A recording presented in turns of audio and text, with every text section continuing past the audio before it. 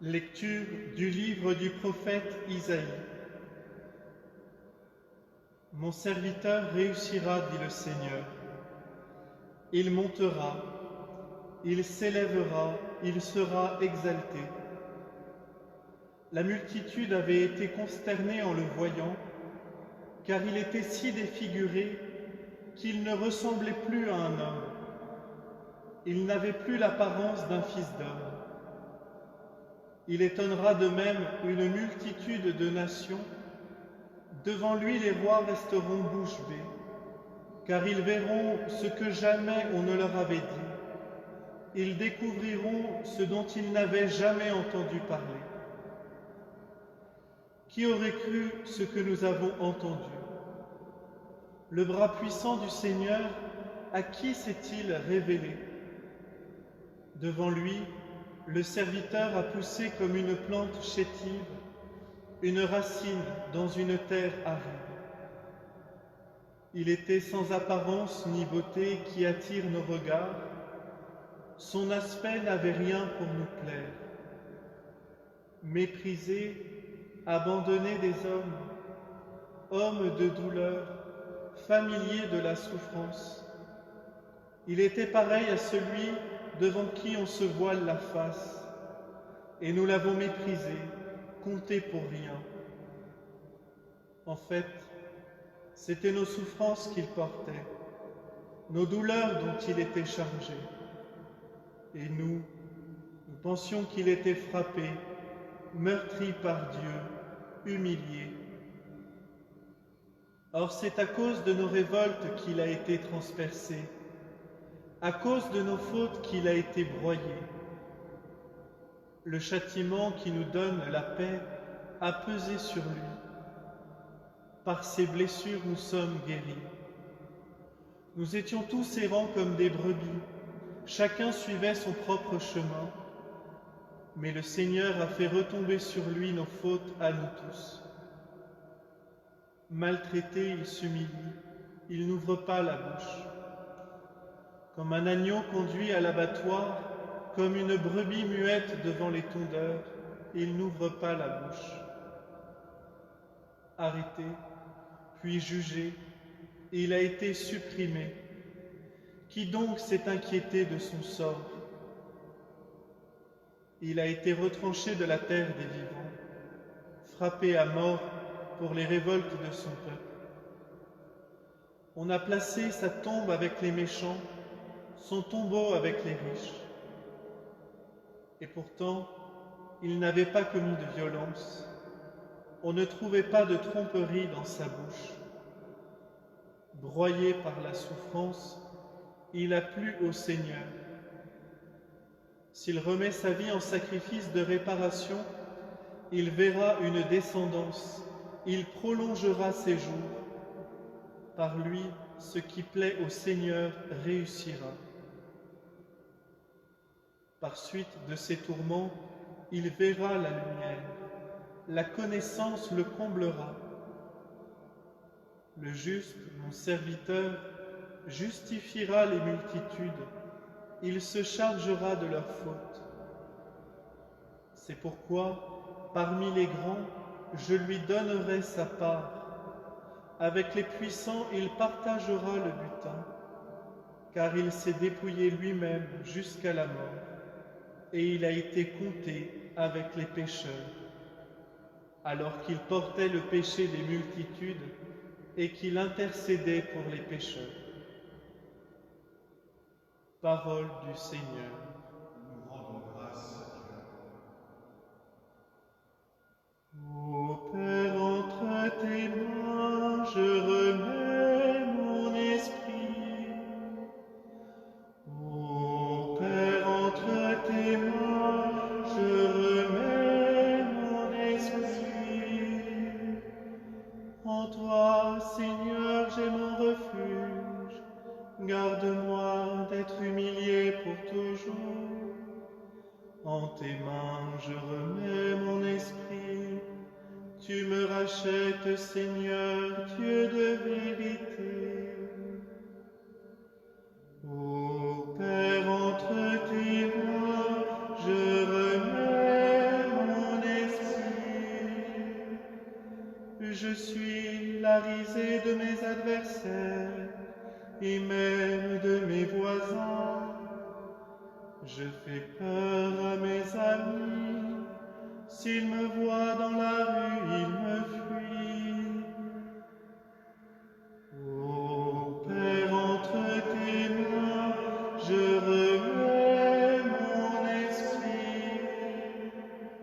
On m'ignore comme un mort oublié, comme une chose qu'on jette. J'entends les calomnies de la foule, ils s'accordent pour m'ôter la vie. Ô Père, entre tes mains, je remets mon esprit. Moi, je suis sûr de toi, Seigneur. Je dis, tu es mon Dieu.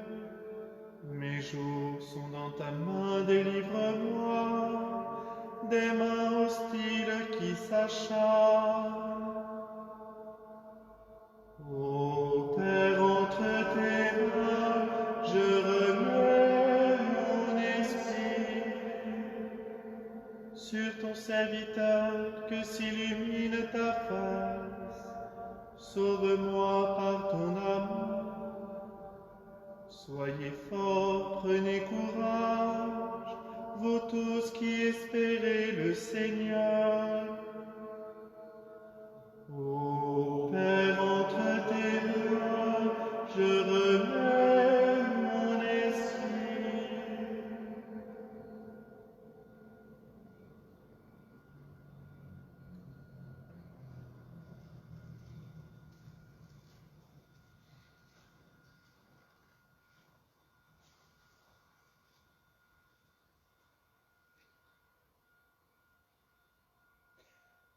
Lecture de la lettre aux Hébreux.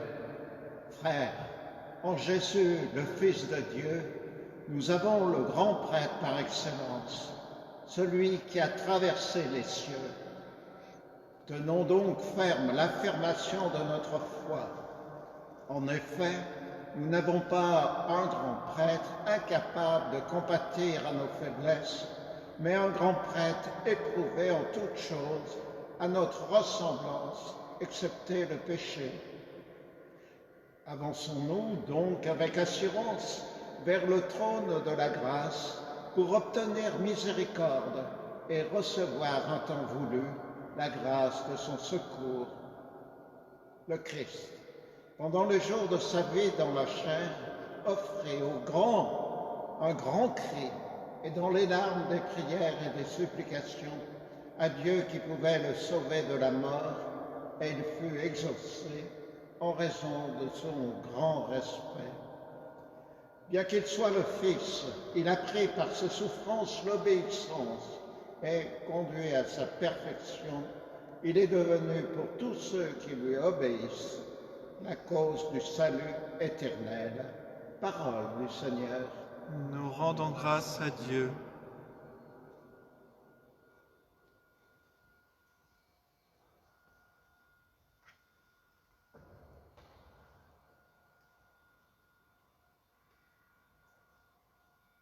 Le Christ s'est fait obéissant pour nous, jusqu'à la mort et la mort de la croix.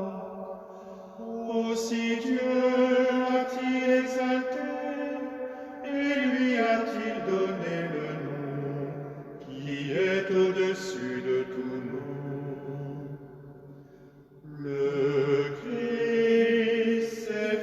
obéissant pour nous, jusqu'à la mort et la mort de la croix.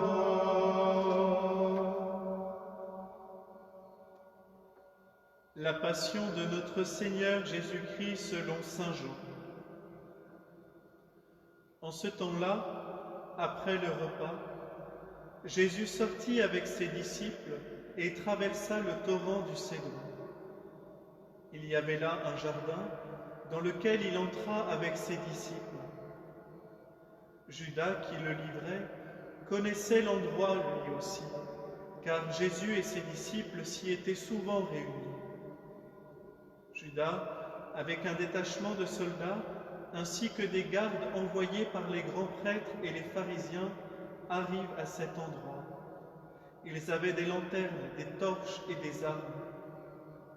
Alors Jésus, sachant tout ce qui allait lui arriver, s'avança et leur dit : « Qui cherchez-vous » Ils lui répondirent : « Jésus le Nazaréen. » Il leur dit : « C'est moi, je le suis. » Judas, qui le livrait, se tenait avec eux. Quand Jésus leur répondit « C'est moi, je le suis », ils reculèrent et ils tombèrent à terre. Il leur demanda de nouveau : « Qui cherchez-vous » Ils dirent : « Jésus le Nazaréen. » Jésus répondit : « Je vous l'ai dit, c'est moi, je le suis. Si c'est bien moi que vous cherchez, cela laissez-les partir. » Ainsi s'accomplissait la parole qu'il avait dite : « Je n'ai perdu aucun de ceux que tu m'as donnés. » Or Simon-Pierre avait une épée, il la tira, frappa le serviteur du grand prêtre et lui coupa l'oreille droite. Le nom de ce serviteur était Malchus. Jésus dit à Pierre : « Remets ton épée au fourreau. La coupe que m'a donnée le Père, vais-je refuser de la boire ?» Alors la troupe, le commandant et les gardes juifs se saisirent de Jésus et le ligotèrent. Ils l'emmenèrent d'abord chez Anne, beau-père de Caïphe, qui était grand prêtre cette année-là. Caïphe était celui qui avait donné aux Juifs ce conseil : il vaut mieux qu'un seul homme meure pour le peuple. Or Simon-Pierre, ainsi qu'un autre disciple, suivait Jésus. Comme ce disciple était connu du grand prêtre, il entra avec Jésus dans le palais du grand prêtre. Pierre se tenait près de la porte, dehors.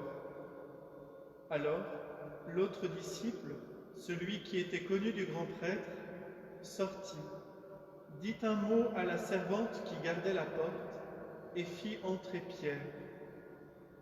Cette jeune servante dit alors à Pierre : « N'es-tu pas toi aussi l'un des disciples de cet homme ? » Il répondit : « Non, je ne le suis pas. » Les serviteurs et les gardes se tenaient là. Comme il faisait froid, ils avaient fait un feu de braise pour se réchauffer. Pierre était avec eux, en train de se chauffer. Le grand prêtre interrogea Jésus sur ses disciples et sur son enseignement. Jésus lui répondit : « Moi, j'ai parlé au monde ouvertement. J'ai toujours enseigné à la synagogue et dans le temple, là où tous les Juifs se réunissent, et je n'ai jamais parlé en cachette. Pourquoi m'interroges-tu ? Ce que je leur ai dit, demande-le à ceux qui m'ont entendu. Eux savent ce que j'ai dit. » À ces mots, un des gardes qui était à côté de Jésus lui donna une gifle en disant : « C'est ainsi que tu réponds au grand prêtre ? » Jésus lui répliqua : « Si j'ai mal parlé, montre ce que j'ai dit de mal. Mais si j'ai bien parlé, pourquoi me frappes-tu » Anne l'envoya, toujours ligoté au grand prêtre Caïphe. Simon-Pierre était donc en train de se chauffer. On lui dit : « N'es-tu pas toi aussi l'un de ses disciples ? » Pierre le nia et dit : « Non, je ne le suis pas. » Un des serviteurs du grand prêtre, parent de celui à qui Pierre avait coupé l'oreille, insista : « Est-ce que toi, est-ce que moi, je ne t'ai pas vu dans le jardin avec lui ? » Encore une fois, Pierre le nia, et aussitôt un coq chanta. Alors on emmène Jésus de chez Caïphe au prétoire. C'était le matin. Ceux qui l'avaient emmené n'entrèrent pas dans le prétoire pour éviter une souillure et pour pouvoir manger l'agneau pascal. Pilate sortit donc à leur rencontre et demanda. Quelle accusation portez-vous contre cet homme? Ils lui répondirent. S'il n'est pas un malfaiteur, nous n'aurions pas livré cet homme. Pilate leur dit. Prenez-le vous-même et jugez-le suivant votre loi. Les Juifs lui dirent. Nous n'avons pas le droit de mettre quelqu'un à mort. Ainsi s'accomplissait la parole que Jésus avait dite pour signifier de quel genre de mort il allait mourir. Alors Pilate rentra dans le prétoire. Il appela Jésus et lui dit. Es-tu le roi des Juifs? Jésus lui demanda. Dis-tu cela de toi-même, ou bien d'autres te l'ont dit à mon sujet? Pilate répondit. Est-ce que je suis juif, moi? Ta nation et les grands prêtres t'ont livré à moi. Qu'as-tu donc fait? Jésus déclara. Ma royauté n'est pas de ce monde. Si ma royauté était de ce monde, j'aurais des gardes qui se seraient battus pour que je ne sois pas livré aux Juifs. En fait, ma royauté n'est pas d'ici. Pilate lui dit. Alors tu es roi? Jésus répondit. C'est toi-même qui dis que je suis roi. Moi, je suis né, je suis venu dans le monde pour ceci, rendre témoignage à la vérité. Quiconque appartient à la vérité écoute ma voix. Pilate lui dit. Qu'est-ce que la vérité? Ayant dit cela, il sortit de nouveau à la rencontre des Juifs et il leur déclara. Moi, je ne trouve en lui aucun motif de condamnation. Mais chez vous, c'est la coutume que je vous relâche quelques jours de la Pâque à quelques jours de la Pâque. Voulez-vous donc que je vous relâche le roi des Juifs? Alors ils répliquèrent en criant. Pas lui, mais Barabbas. Or ce Barabbas était un bandit. Alors Pilate fit saisir Jésus pour qu'il soit flagellé. Les soldats tressèrent avec des épines une couronne qu'ils lui posèrent sur la tête. Puis ils le revêtirent d'un manteau pourpre. Ils s'avançaient vers lui et ils disaient. Salut à toi, roi des Juifs. Et ils le giflaient. Pilate de nouveau sortit dehors et leur dit. Voyez, je vous l'amène dehors pour que vous sachiez que je ne trouve en lui aucun motif de condamnation. Jésus donc sortit dehors, portant la couronne d'épines et le manteau pourpre. Et Pilate leur déclara. Voici l'homme. Quand ils le virent, les grands prêtres et les gardes se mirent à crier. Crucifiez-le, crucifiez-le. Pilate leur dit. Prenez-le vous-même et crucifiez-le. Moi, je ne trouve en lui aucun motif de condamnation. Ils lui répondirent. Nous avons une loi, et suivant la loi, il doit mourir, parce qu'il s'est fait fils de Dieu. Quand Pilate entendit ces paroles, il redoubla de crainte. Il rentra dans le prétoire et dit à Jésus. D'où es-tu? Jésus ne lui fit aucune réponse. Pilate lui dit alors. Tu refuses de me parler à moi? Ne sais-tu pas que j'ai le pouvoir de te relâcher et pouvoir de te crucifier? Jésus répondit. Tu n'aurais aucun pouvoir sur moi si tu ne l'avais reçu d'en haut. C'est pourquoi celui qui m'a livré à toi porte un péché plus grand. Dès lors, Pilate cherchait à le relâcher, mais des Juifs se mirent à crier. Si tu le relâches, tu n'es pas un ami de l'empereur. Quiconque se fait roi s'oppose à l'empereur. En entendant ces paroles, Pilate amena Jésus au dehors. Il le fit asseoir sur une estrade au lieu dit le dallage, en hébreu Gabata. C'était le jour de la préparation de la Pâque, vers la 6e heure, environ midi. Pilate dit aux Juifs. Voici votre roi. Alors ils crièrent. À mort, crucifiez-le. Pilate leur dit. Vais-je crucifier votre roi? Les grands prêtres répondirent. Nous n'avons pas d'autre roi que l'empereur. Alors il leur livra Jésus pour qu'il soit crucifié. Ils se saisirent de Jésus, et lui-même, portant sa croix, sortit en direction du lieu dit le crâne, ou calvaire, qui se dit en hébreu Golgotha. C'est là qu'ils le crucifièrent, et 2 autres avec lui, un de chaque côté, et Jésus au milieu. Pilate avait rédigé un écriteau qu'il fit placer sur la croix. Il était écrit « Jésus le Nazaréen, roi des Juifs ». Beaucoup de Juifs lurent cet écriteau parce que l'endroit où on l'avait crucifié Jésus était proche de la ville et que c'était écrit en hébreu, en latin et en grec. Alors les grands prêtres des Juifs dirent à Pilate « N'écris pas roi des Juifs, mais cet homme a dit « Je suis le roi des Juifs ». Pilate répondit « Ce que j'ai écrit, je l'ai écrit. » Quand les soldats eurent crucifié Jésus, ils prirent ses habits.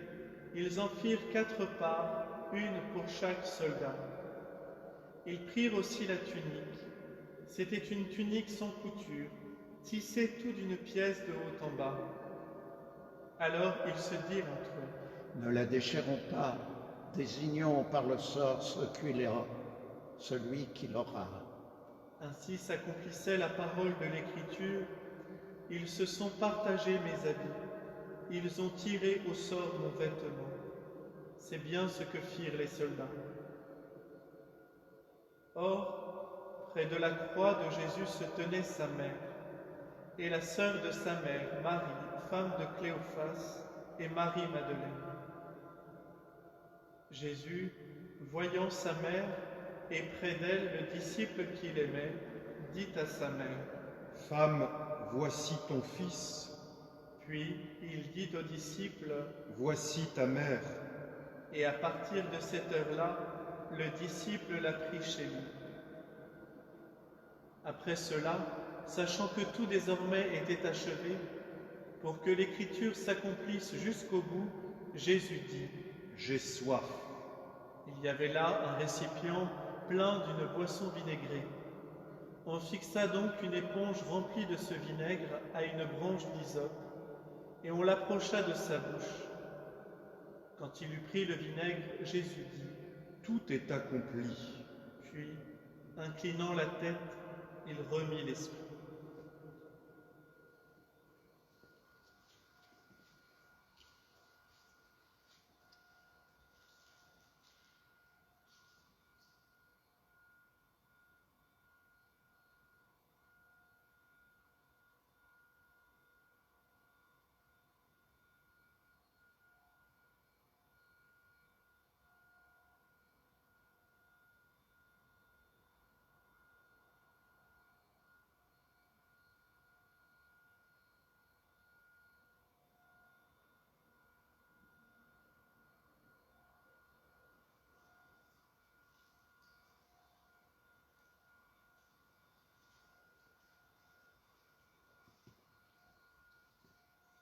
Comme c'était le jour de la préparation, c'est-à-dire le vendredi, il ne fallait pas laisser les corps en croix durant le sabbat, d'autant plus que ce sabbat était le grand jour de la Pâque.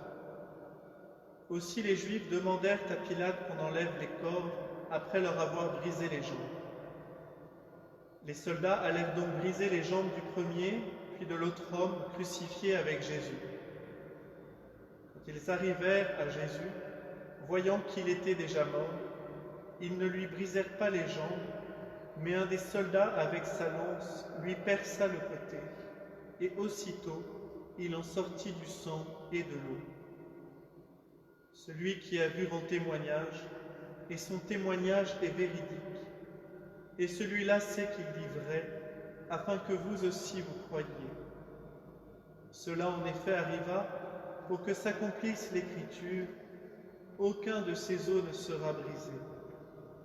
Un autre passage de l'Écriture dit encore, « Ils lèveront les yeux vers celui qu'ils ont transpercé. »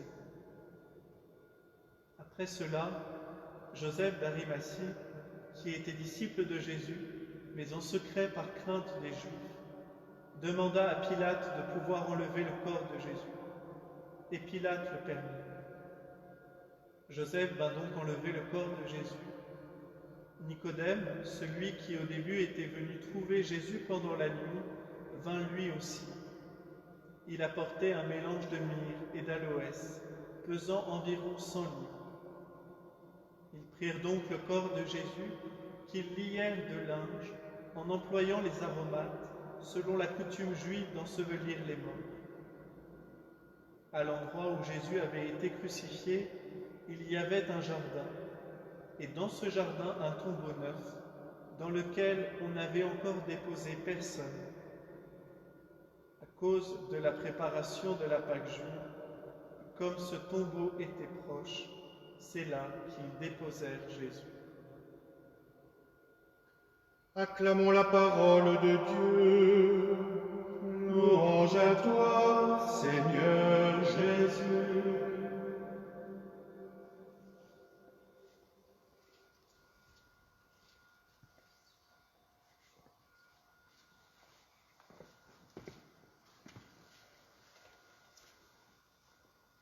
Chers frères et sœurs, chers amis, beaucoup d'entre nous ont vécu le chemin de croix aujourd'hui.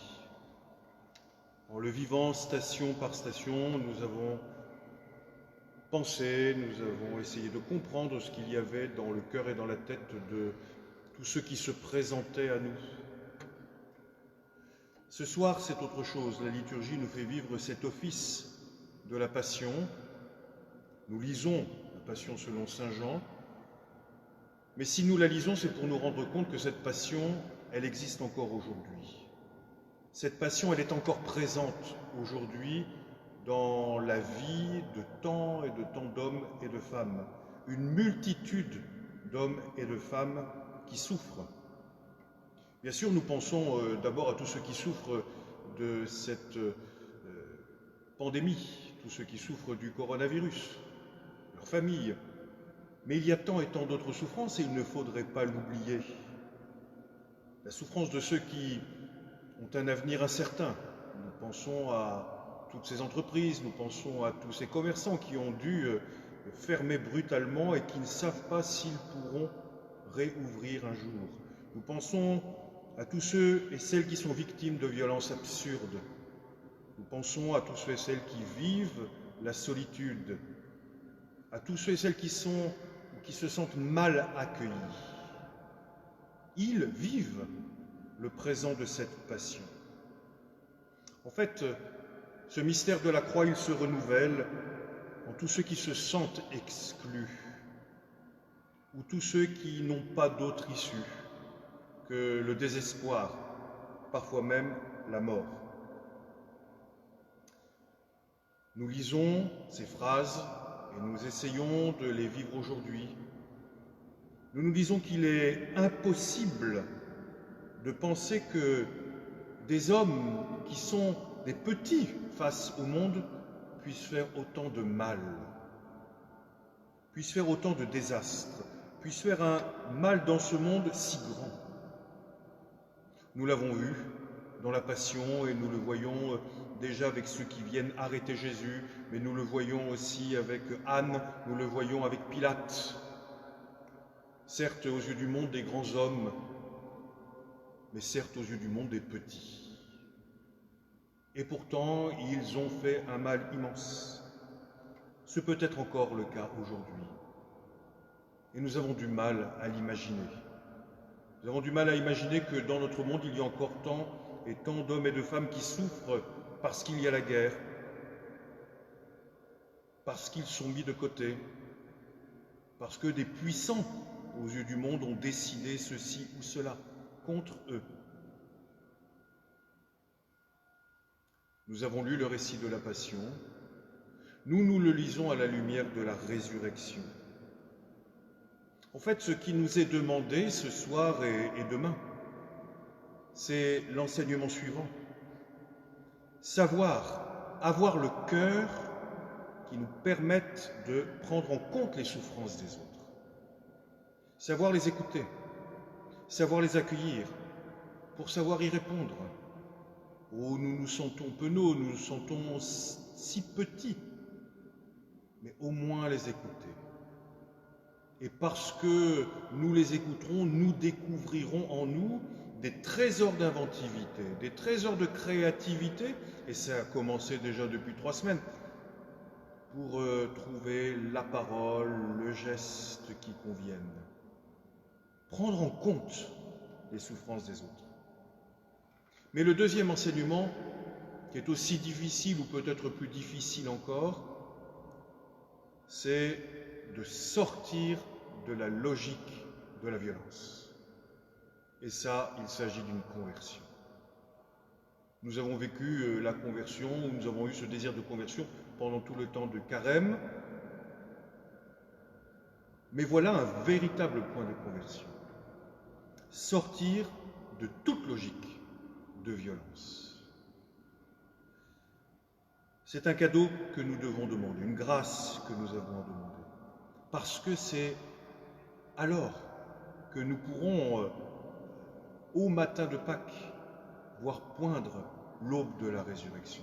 Alors, nous pourrons réellement vivre de la résurrection et être ce que le Seigneur attend de nous, c'est-à-dire des ressuscités, c'est-à-dire des vivants, c'est-à-dire des lumières, c'est-à-dire des visages de miséricorde, c'est-à-dire des cœurs remplis de charité et d'espérance. C'est tout ce que je nous souhaite.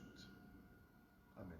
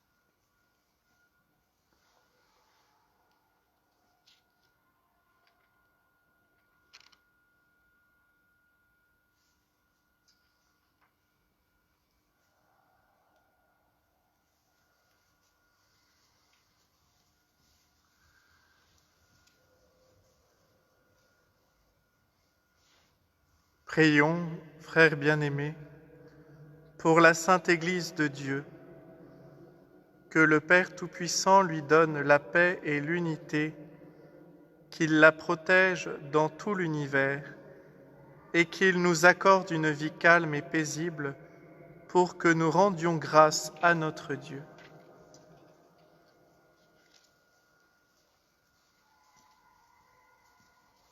Dieu éternel, puissant, dans le Christ, gloire et véritable protège-le de ton amour, afin que ton Église répandue par tout l'univers demeure inébranlable dans la foi pour proclamer ton nom. Par Jésus le Christ, notre Seigneur. Amen. Prions pour notre Saint-Père le Pape François, élevé par Dieu notre Seigneur à l'ordre épiscopal, qu'il le garde saint et sauf à son Église pour gouverner le peuple de Dieu.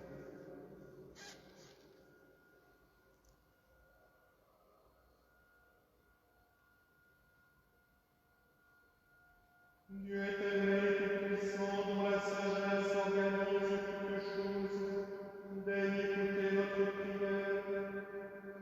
Protège avec amour le pape que tu as choisi, afin que sous la conduite de ce pasteur, le peuple chrétien que tu gouvernes progresse toujours dans la foi.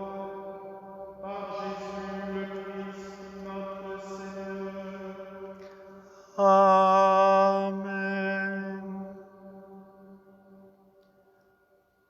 Prions pour notre administrateur Michel, pour tous les évêques, les prêtres, les diacres, et pour tous ceux qui remplissent des ministères dans l'Église, et pour l'ensemble du peuple des croyants.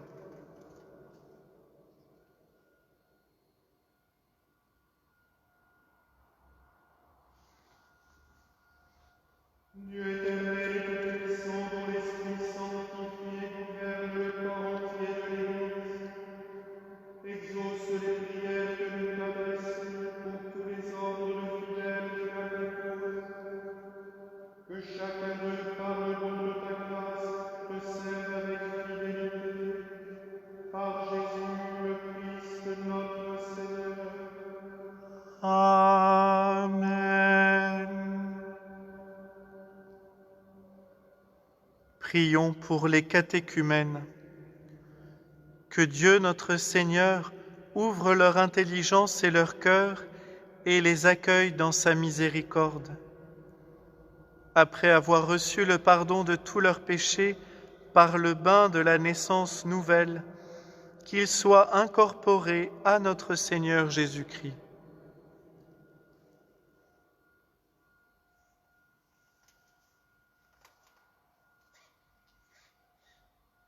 Dieu éternel et tout-puissant, toi qui assures toujours la fécondité de ton Église, augmente en nos catéchumènes l'intelligence et la foi. Ils renaissent à la source du baptême et prennent place parmi tes enfants d'adoption. Par Jésus le Christ notre Seigneur. Amen. Prions pour tous nos frères qui croient en Jésus-Christ et s'efforcent de conformer leur vie à la vérité. Demandons au Seigneur notre Dieu de les rassembler et de les garder dans l'unité de son Église.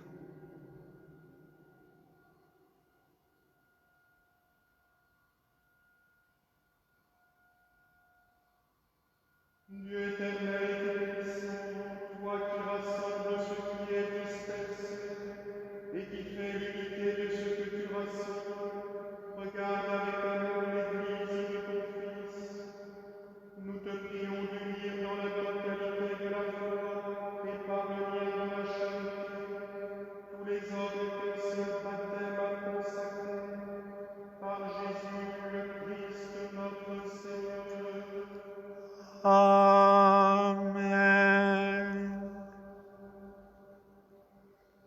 Prions pour les Juifs à qui Dieu a parlé en premier, qu'ils progressent dans l'amour de son nom et la fidélité à son alliance.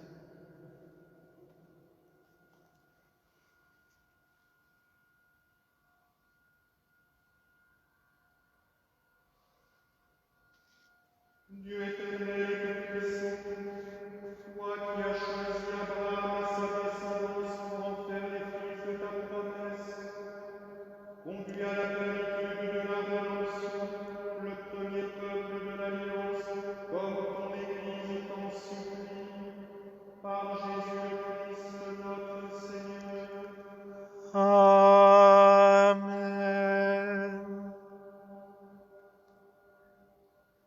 Prions pour ceux qui ne croient pas en Jésus-Christ.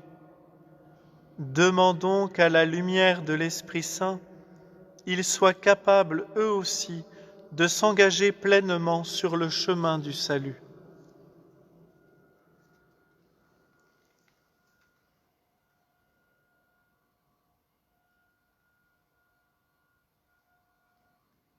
Dieu éternel et tout-puissant, donne à ceux qui ne croient pas au Christ d'aller sur ton regard avec un cœur sincère, afin de parvenir à la connaissance de la vérité. Et donne-nous de mieux nous aimer les uns les autres, et d'ouvrir davantage notre vie à la tienne, pour être dans le monde de meilleurs témoins de ton amour. Par Jésus le Christ notre Seigneur. Amen.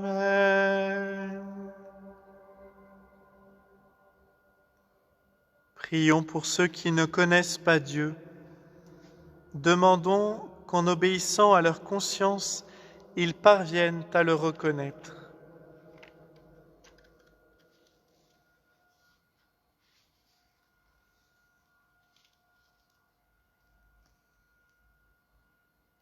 Dieu éternel et tout-puissant, toi qui as créé les hommes pour qu'ils te cherchent de tout leur cœur, et que leur cœur s'apaise en te trouvant, fais qu'au milieu des difficultés de ce monde, tous puissent discerner les signes de ta bonté et rencontrer des témoins de ton amour.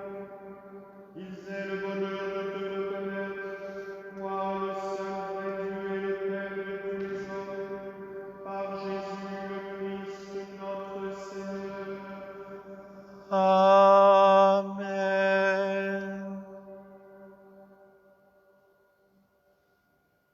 Prions pour les chefs d'État et tous les responsables des affaires publiques.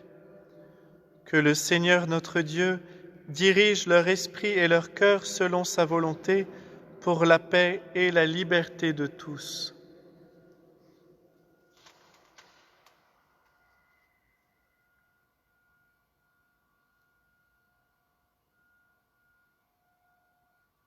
Dieu éternel et tout-puissant, toi qui tiens en ta main le cœur des hommes et garantis les droits des peuples, viens en aide à ceux qui exercent le pouvoir. Que partout sur la terre s'affermisse avec ta grâce la sécurité, la paix, la prospérité des nations et la liberté religieuse. Par Jésus le Christ, notre Seigneur. Amen.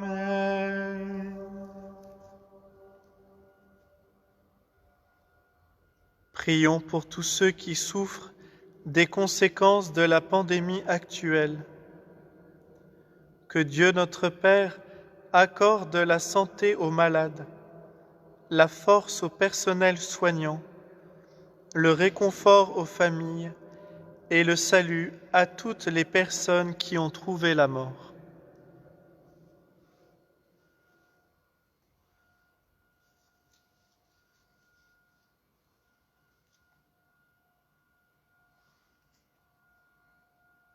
Dieu éternel et tout-puissant, refuge de ceux qui souffrent, regarde avec compassion la détresse de tes enfants atteints par cette pandémie.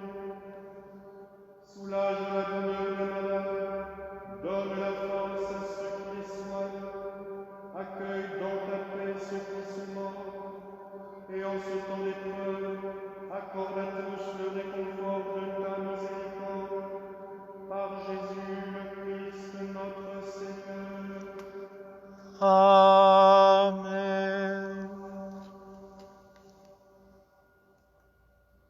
Frères bien-aimés, prions Dieu le Père Tout-Puissant d'avoir pitié des hommes dans l'épreuve, qu'il débarrasse le monde de toute erreur, qu'il chasse les épidémies et repousse la famine, qu'il vide les prisons et délivre les captifs, qu'il protège ceux qui voyagent, qu'il ramène chez eux les exilés, qu'il donne la force aux malades et accorde le salut aux mourants.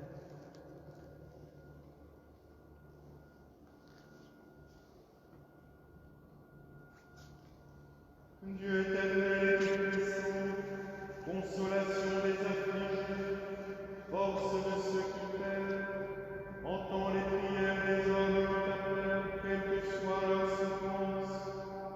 Qu'ils aient la joie de trouver dans leur détresse le secours de ta miséricorde.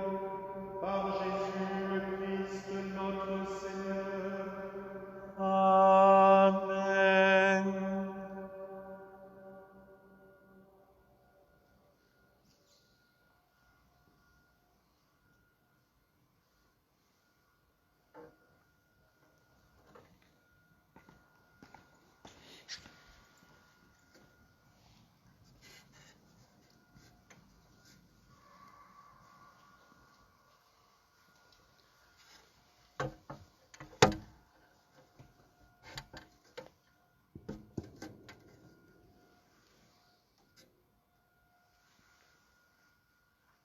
Voici le bois de la croix qui a porté le salut du monde.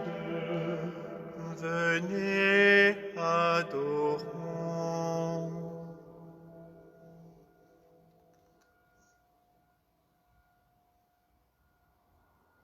Voici le bois de la croix qui a porté le salut du monde.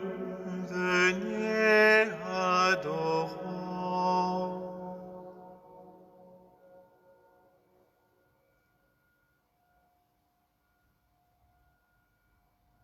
Voici le bois de la croix qui a porté le salut du monde. Venez, adorons.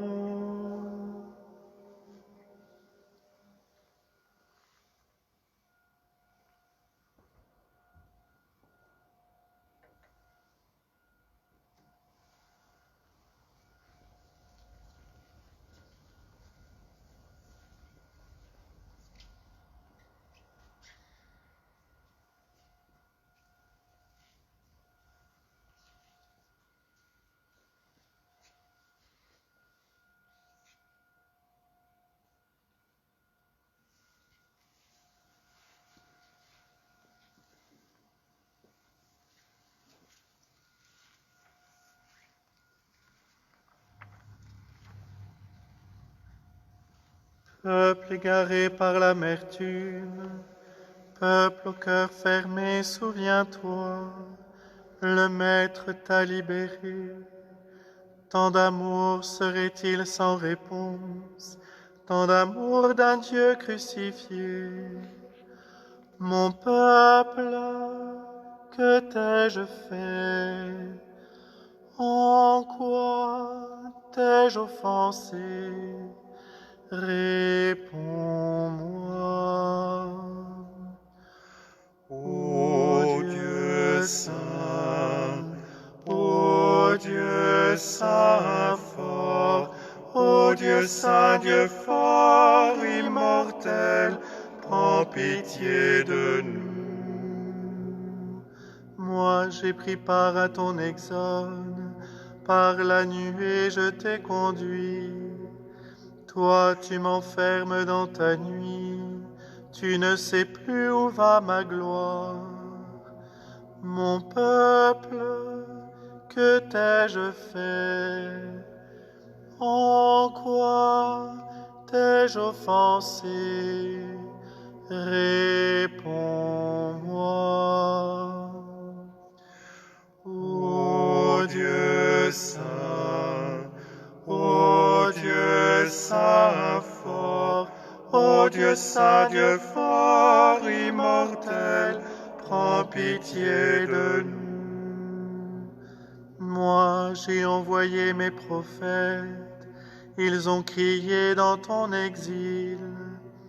Toi, tu ne veux pas revenir, tu deviens sourd quand je t'appelle. Mon peuple, que t'ai-je fait? En quoi t'ai-je offensé? Réponds-moi.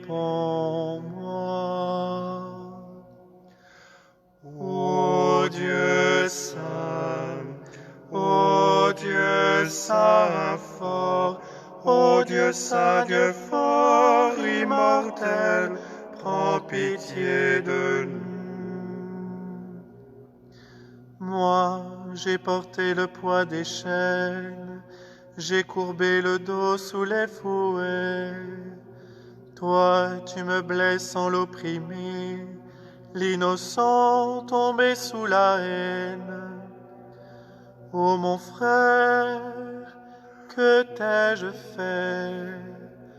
En quoi t'ai-je offensé? Réponds-moi. Ô Dieu saint, ô Dieu saint fort, ô Dieu saint, Dieu fort, immortel, prends pitié de nous. Moi, j'ai porté sceptre et couronne, et manteau royal empourpré. Toi, tu rougis de confesser le Fils de Dieu parmi les hommes.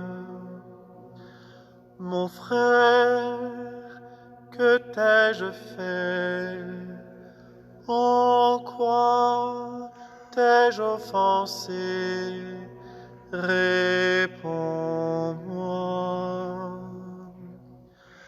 Ô Dieu saint, ô Dieu saint fort, ô Dieu saint, Dieu fort, immortel, prends pitié de nous. Moi, je revis depuis l'aurore, où le vivant m'a réveillé. Toi, le témoin de ma clarté, es-tu vivant parmi les hommes?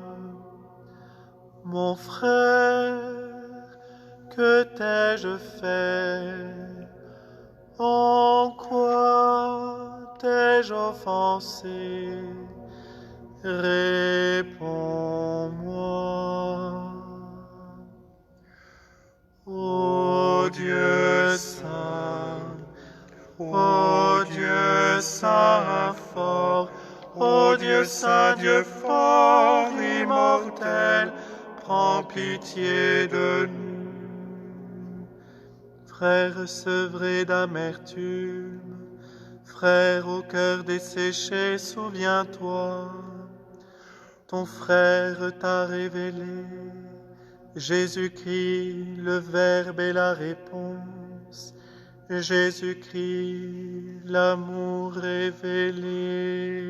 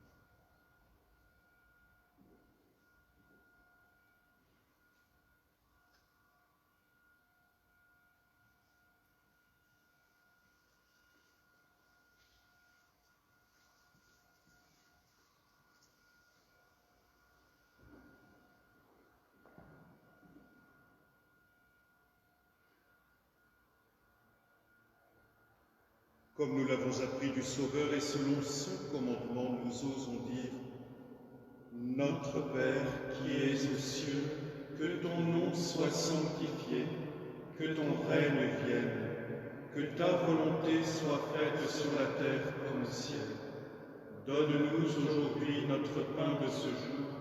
Pardonne-nous nos offenses, comme nous pardonnons aussi à ceux qui nous ont offensés. Et ne nous laisse pas entrer en tentation, mais délivre-nous du mal.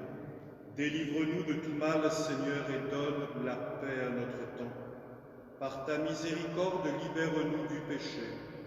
Rassure-nous devant les épreuves en cette vie, où nous espérons le bonheur que tu promets et l'avènement de Jésus-Christ, notre Sauveur. Car c'est à toi qu'appartiennent le règne, la puissance et la gloire pour les siècles des siècles.